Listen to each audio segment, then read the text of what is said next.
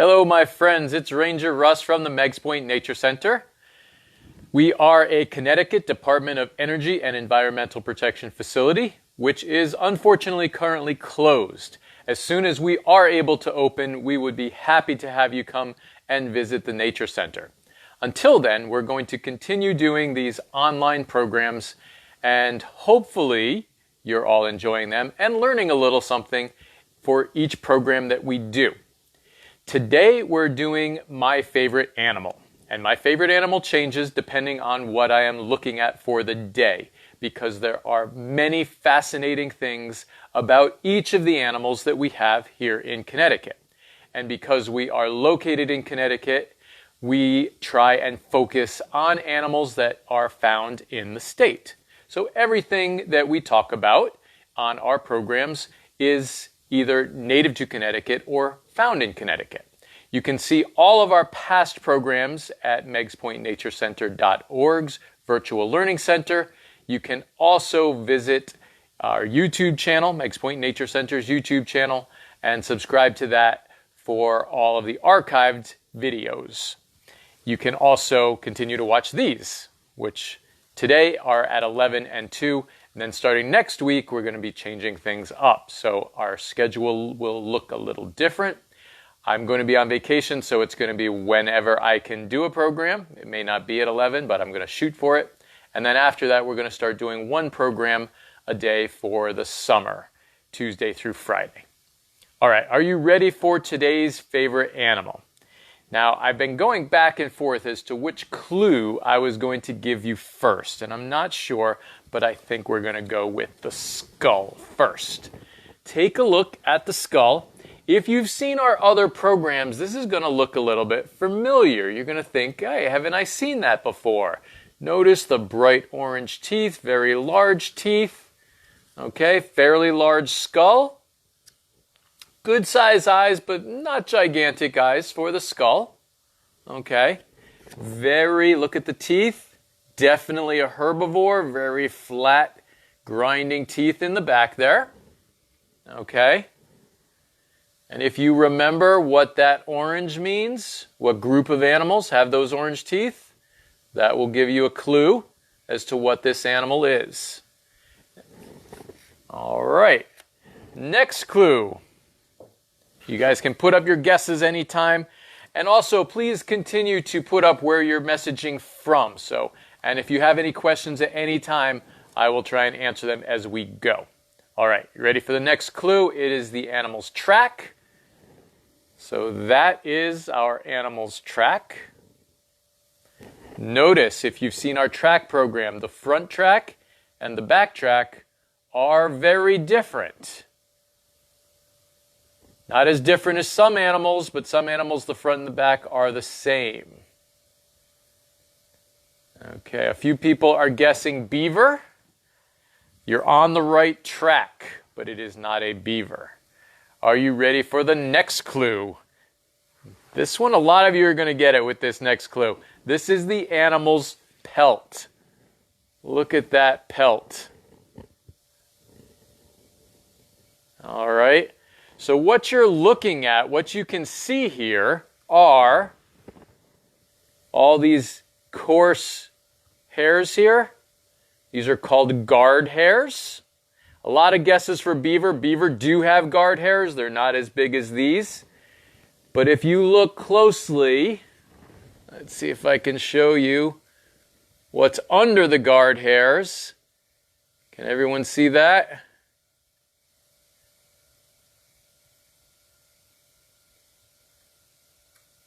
These are quills. Okay? So what animal has quills? There's the silhouette of the animal. There we go. Porcupine. From Vermont, yes.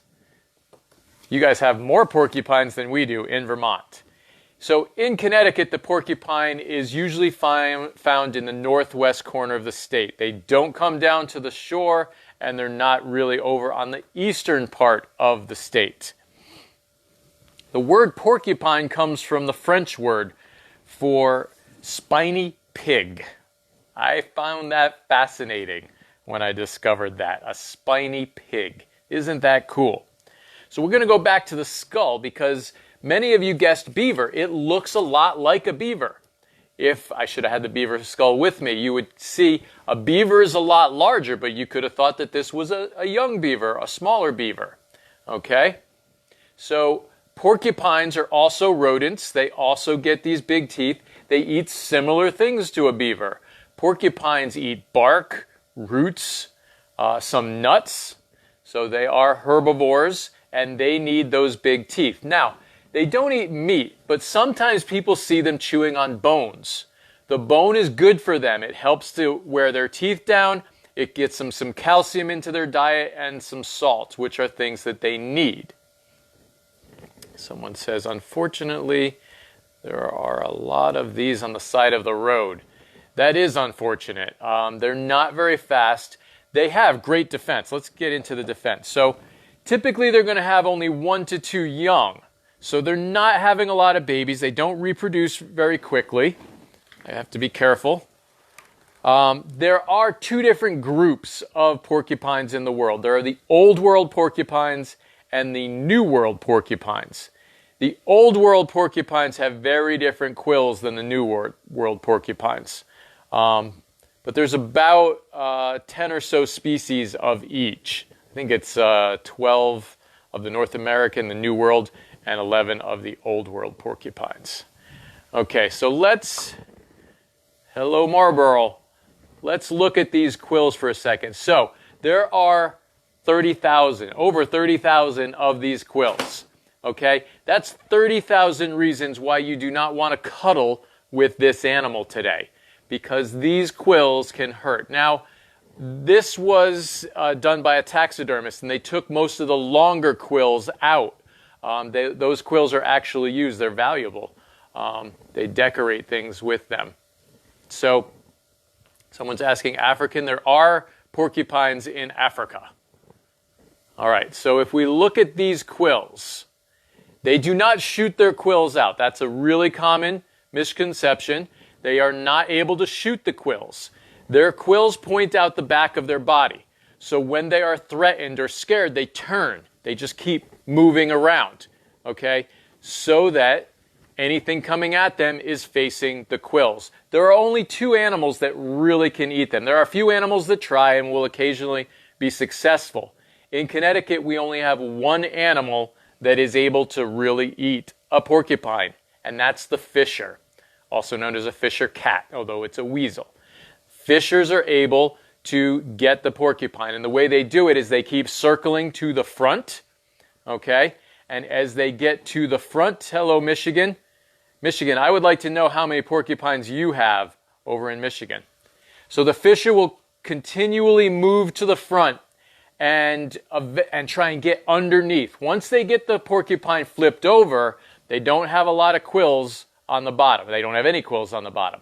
So if they can be turned over, then they're able to be eaten.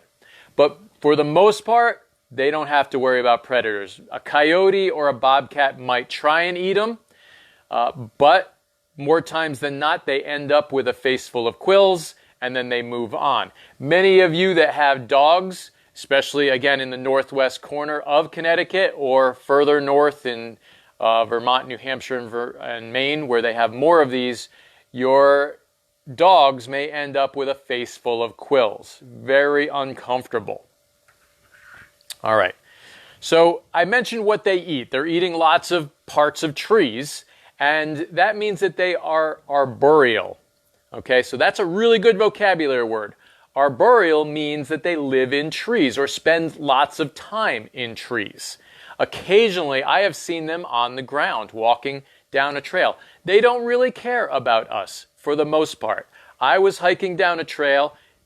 This was in Maine. It hopped out on the trail, came out of the bushes right in front of me. It looked at me, and it turned and went the other way down the trail.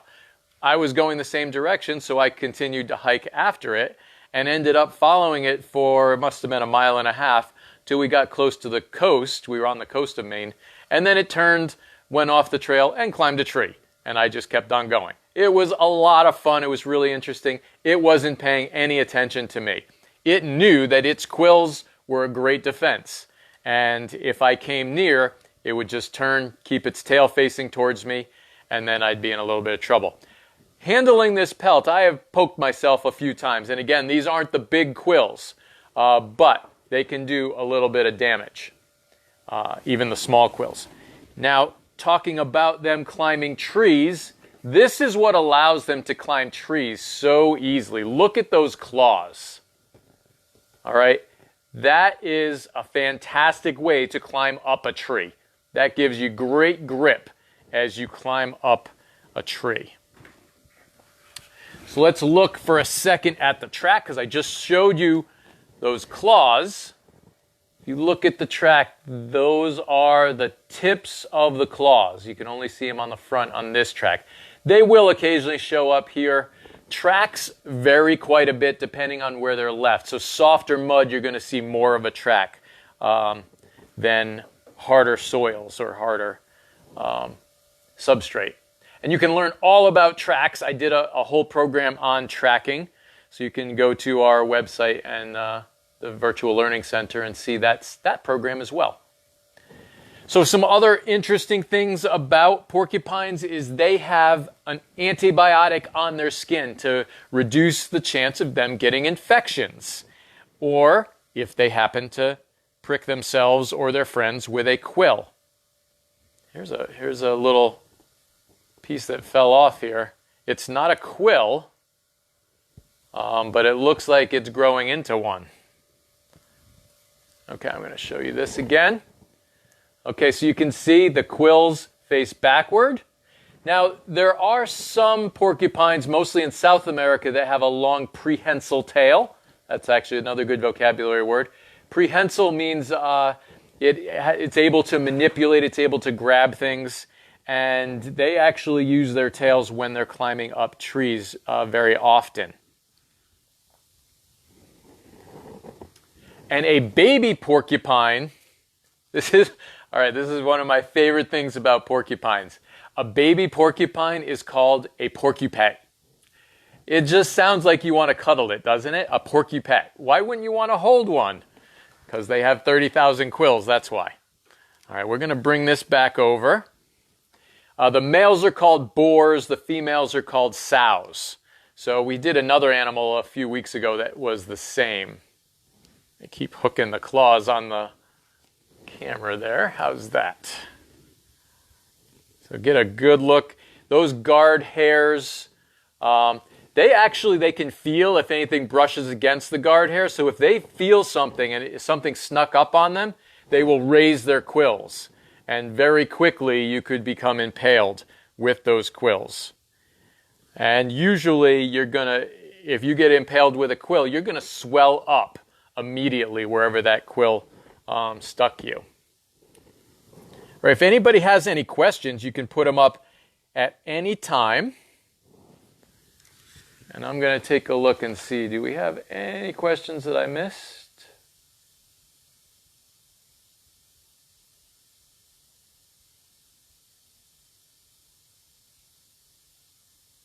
Looks like tons of them in Michigan. They gnaw on tool handles for the sweat. I have heard that before, that they'll go in, to your tool barn or whatever, and because you've been handling a shovel, sweating on it, they want the salt, so they chew on it. They do need salt, so that's an important thing that they're not getting regularly in their diet, so they seek it out. So we talked a little bit about them gnawing on trees, and they do damage to trees. So how does that make them beneficial, or how do they fit in to the environment that they live in? Are they helpful or are they harmful? Now, they will actually damage trees, and they could kill a tree. They're eating the bark, similar to what a beaver's doing. They're eating the twigs. So they're doing damage to a tree, but that's actually beneficial. That leads to forest renourishment. They're going to damage a tree, that tree will die, and it becomes a habitat for many other things. Insects will come, other animals will live in it, woodpeckers will seek food out in it. So that actually becomes beneficial. Eventually that tree is going to fall. Its nutrients will add to the soil. It opens up a forest and it allows a transition to begin back into the climax forest that it was. So they're going to be gnawing on those big climax trees like oaks and maples. They're going to reduce those down. They actually really like aspen though, the faster growing trees. And I've heard that they really like fruit trees, so they're not really good around apple orchards. But again, we don't have any in this part of the state. We've got some really nice apple orchards here, but no porcupines down here. Okay, let's see if we have any questions. Saw a live porcupine in a tree in Massachusetts. That's awesome. I hope you let it alone, but I hope you got some great pictures. What else do we see? Northeast corner of the state. So northeast, not as common in the northeast as they are in the northwest. They're very common up in the northwest. It is a myth that they throw their quills. So they're not able to. Are they vocal? That's a great question, and absolutely yes. So animals that have a great defense don't have to be sneaky and quiet, and they will call out, especially around breeding season, and then the babies make a little cooing sound to talk to their parents. But yes, they are vocal. I've never heard one. I've been told that the females, it's a pretty high-pitched, almost a scream or a squeal. So they do make noise. Do they sleep up in trees? Yes, they do. They spend a lot of time up in trees. Okay, I'm not seeing any more questions. So I want to remind everyone that next week the programs will not be at a set time. And they're going to be a little bit different because I have no idea what we're going to find. Then the following week we'll be doing our programs at 11 o'clock on Tuesdays to Fridays at 11 o'clock. So you can tune in at those times. I have lots of programs to come. I'm really hoping that we're able to open the Nature Center by the end of the year. And perhaps maybe we could do small groups at some point. But for now, the Nature Center remains closed. I want to remind everyone that if you go to a state park, you still need to maintain social distance. You still need to cover your face if you can't maintain social distance, which is about 2 porcupines. They get about 3 feet long. So you want to keep 2 porcupines away. If you saw a real porcupine, you would want to probably be further than 6 feet away. Not that they're shooting their quills, but you don't want to take a chance of getting those quills in you. All right, I'm not seeing any more questions, so I'm going to sign off for now. This is Ranger Russ coming to you from the Meggs Point Nature Center at Hammonasset Beach State Park. Thank you all for tuning in.